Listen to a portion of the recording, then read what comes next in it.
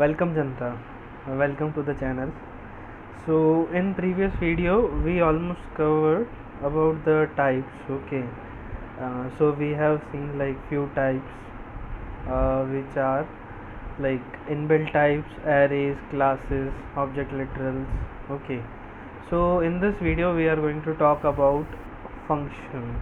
Okay, so don't worry, we will deep dive into the functions later in other videos, but in this I am going to give a pretty much basic idea about the functions. Okay, so we are going to talk about the type annotations with functions. Okay, so here I am writing functions. Okay,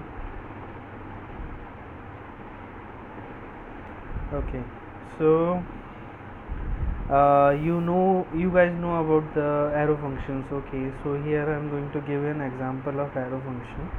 Okay, so I am creating one simple arrow function.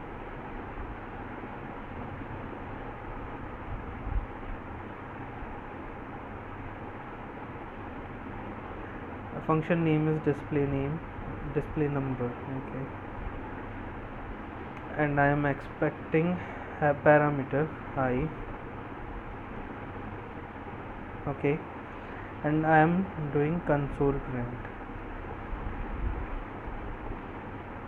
I am printing this I in the logs. Okay, so you can see there is an underline below the I.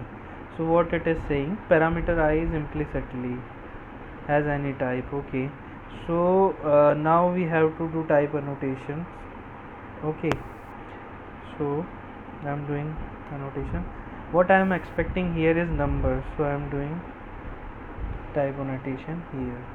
Okay, I am defining it as a number type. Okay, now we have to talk about the type annotation of this function.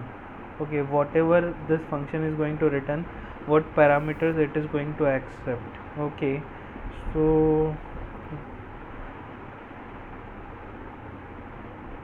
so with colon I can define the type annotation, like you can see here. Okay, so I am doing it.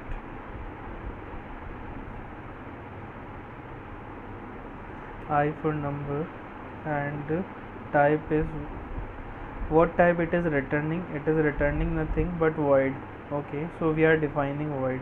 So this whole thing is pretty much the description of this function, what type of parameter this function is accepting. Okay, and what it is returning. It is returning nothing. Okay, so we are using void here. Okay, so this is basically the type annotations. Okay, we are using with function. Okay, so basically it is a description of what we are returning. Okay, so if we talk about others. Okay, suppose if we talk about this apple count. Okay, so here we are doing this same like below we are doing for function. Okay, so here also we are doing this. Okay, let's take an example. Okay, suppose I am removing this. Okay, this. Okay, so what it is saying. Okay, it is saying exactly the same thing, let apple count number.